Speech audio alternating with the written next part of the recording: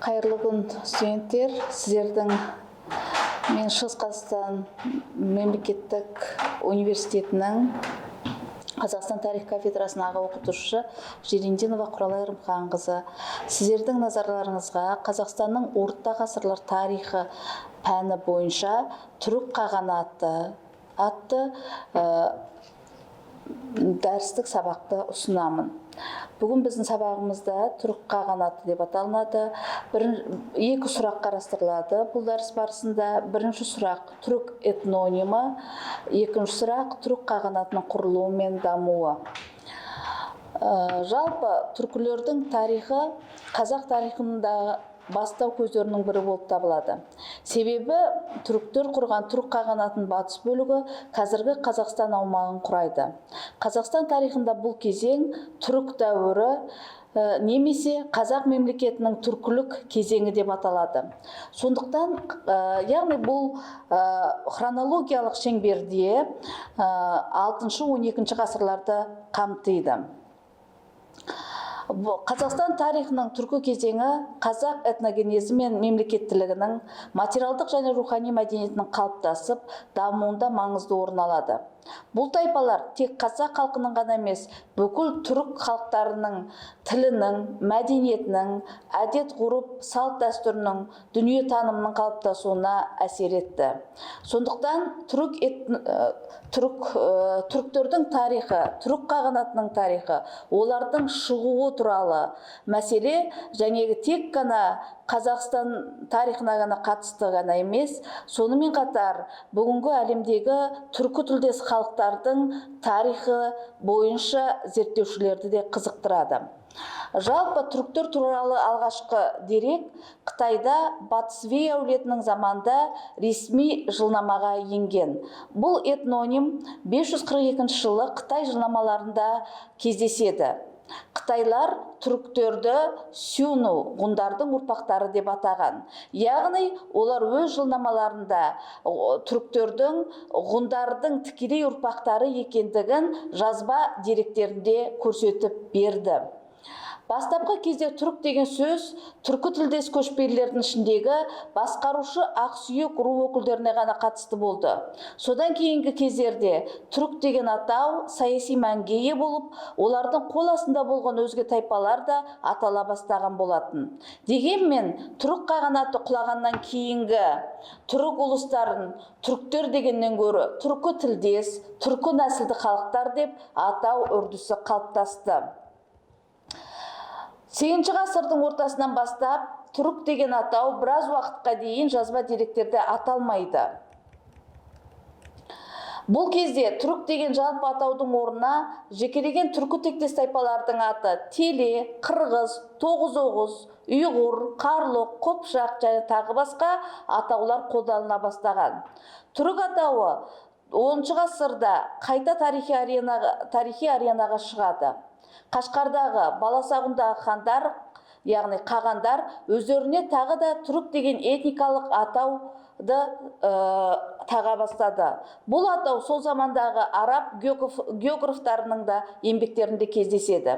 Кейіннен орта ғасырлық түрік атауы Кіші Азия жеріне барып қоныстанып қалған Оғыз тайпасының бір бөлігінің ұлттық мемлекеттік атауына айналды.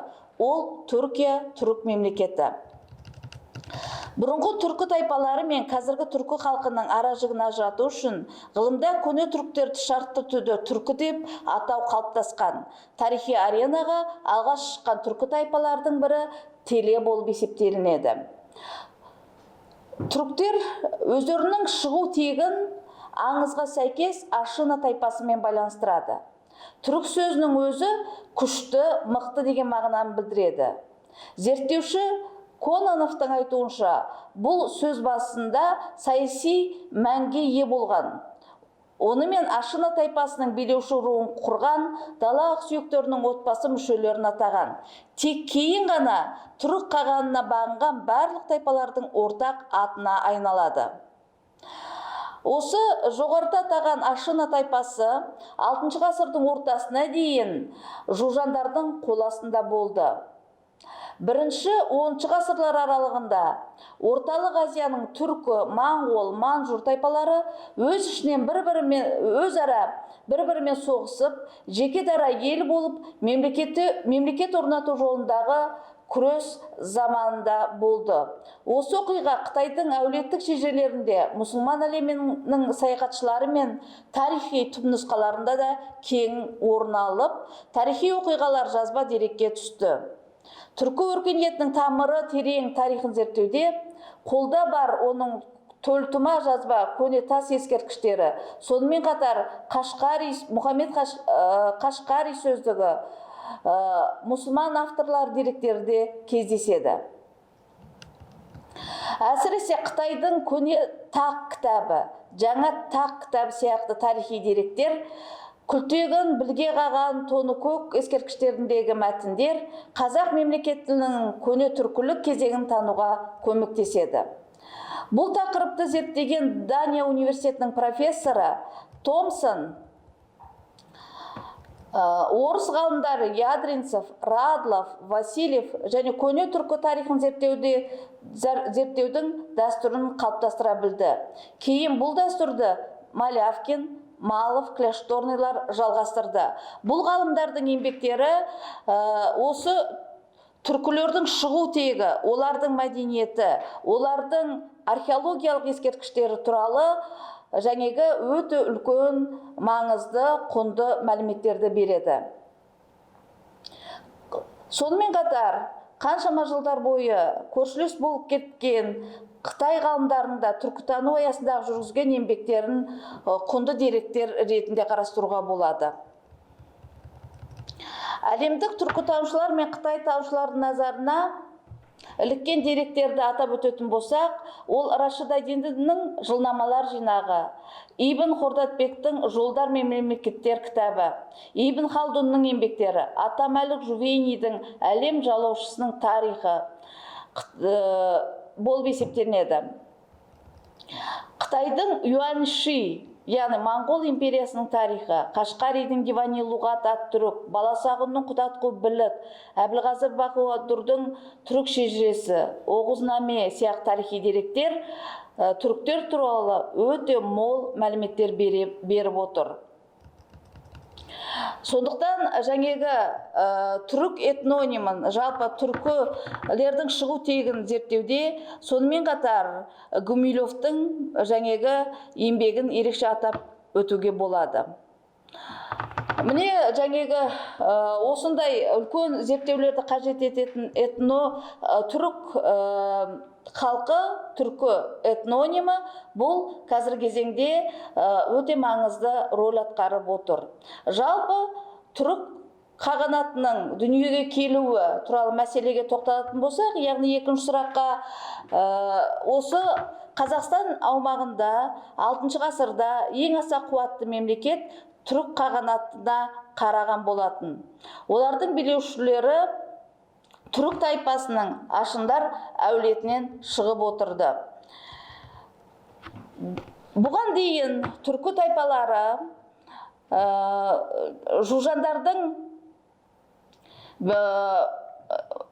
Жужандардың Анағұй бастаған мемлекетінің қол астында болды. Олар бодандықта бола отыра, олардыға үнемі темірден қару-жарақ жасап беріп отыратын негізгі тайпа ролін атқарған болатын. Тек 546 жылы Бумын бастаған түркілер Алтайда Теле тайпасының әскерін талқандап, 50 мың үйлік бірлестікті жері мен өзіне қосып алып, нығая түскен болатын. Осы жағдайда нығайған Бумын бастаған түркілер өзінің жаңегі есі боданы болып отырғандықтан, жаңегі жужандардың билеушісі Анағұйға елші жібереді. Елші жіберген уақытта ол өзінің хатында мынандай мәселені атап көрсеткен болатын. Бұл бірінші кезекте болашақта жужандармен экономикалық байланыстарды орната отыра, жаңегі Анағұйдың қызын өзіне әйелдікке сұрайды.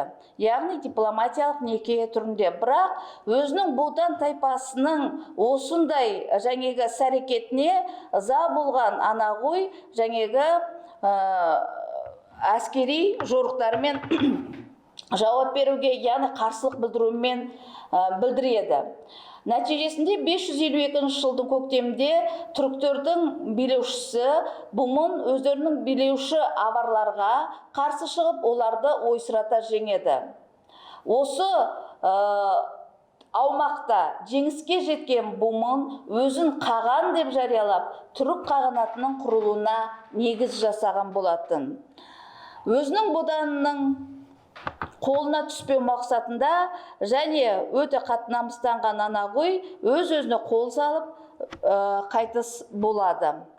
552 жылы құрылған түрік қағанаты ең маңызды, болашақта осы аумақтағы ең маңызды мемлекетке айнала бастайды. 552 жылы Бумын өлгеннен кейін таққа оның баласы Қараесік хан отырады. Ол да Жужандарға жаңадан соққы берген болатын. Жеңістен соң белгісіз жағдайда қаған қайтыс болып, оның орнына ағасы Мұқан қаған келген. Бұл Мұқан қаған 553-572 жылдар аралығында билік етіп, түрік қағанатының Орта Азияда үстемдікке ие болуына үлкен үлес қосты. Олар Манчжуриядағы қидандарды, Енисейдегі қырғыздарды бағындырады. Бұларға солтүстік Қытай мемлекеті алым-салық төлеп отырған болатын. 553 жылы Жужандар тағы бір рет жеңіліске ұшырайды. Енді түріктер Алтайдан шығысқа қарай бүкіл үлкен аумақтың иесіне айналған болатын.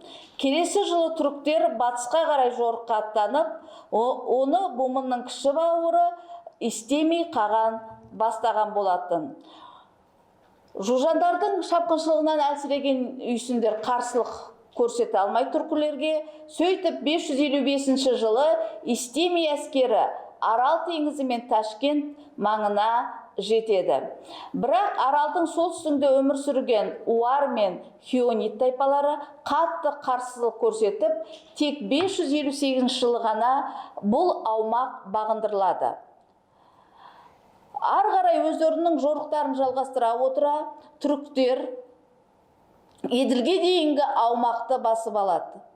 Осыншама қысқа уақыттың ішінде Еділден Хинган тауларына дейінгі аралықта үлкен түрік қағанатының көшпелі империясы құрылады. Енді осы аумақта, үлкен аумақта, сонымен қатар Орта Азиялық аумақта экономикалық жаңегі билікке жету мақсатында түркілер Орта Азияға қарай жылжиды. Бұл жерде олар иелігі Каспий теңізінен солтүстік Үндістанға және шығыс Түркістанға дейін жерді алып жатқан эфталиттермен кездеседі.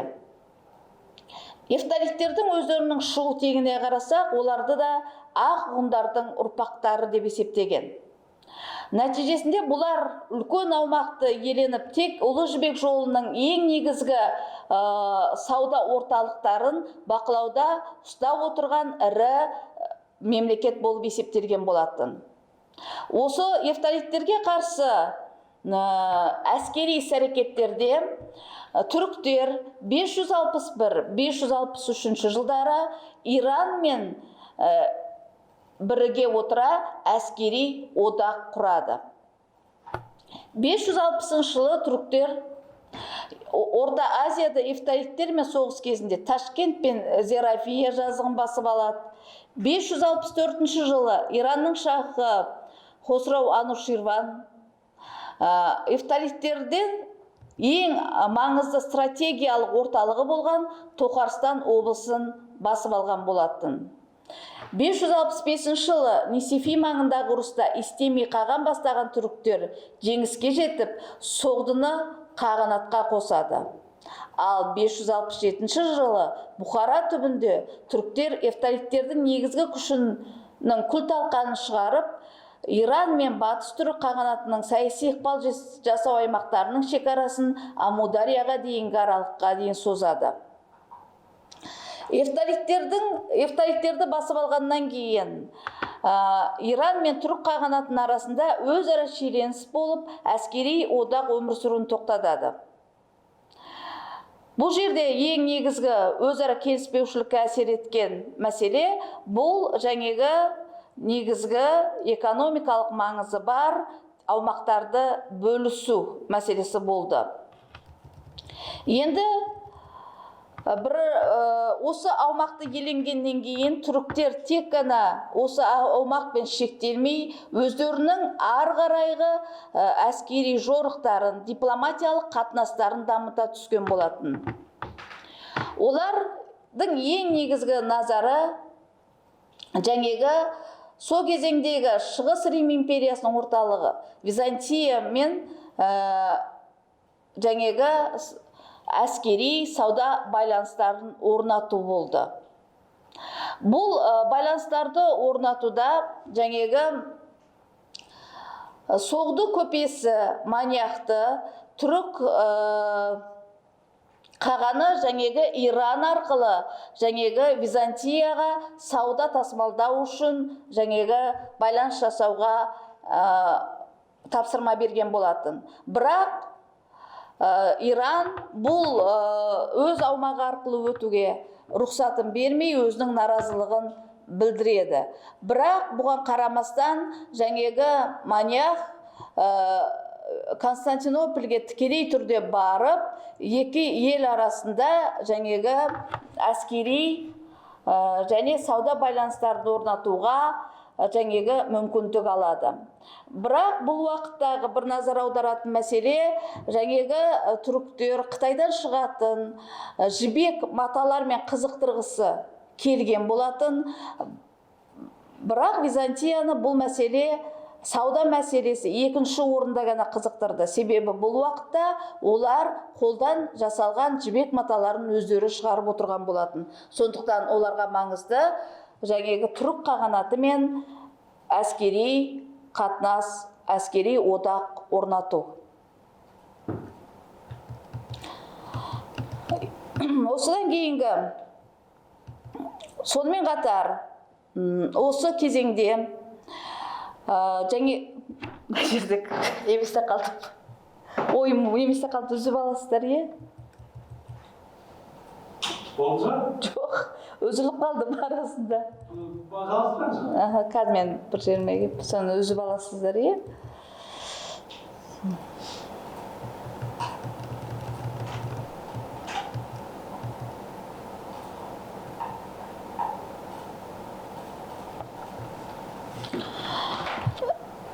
Кейін жаңағы Иран түріктерге жыл сайын 46.000 алтын теңге салық төлеп отыруды және олардың сауда-саттығына кедергі жасамауды міндетіне алады. Осыдан кейін түрік әскері Амударияның арғы бетіне әкетілді. Бұл Кавказды алып Боспорға шығуға мүмкіндік туғызды. Оның ұлы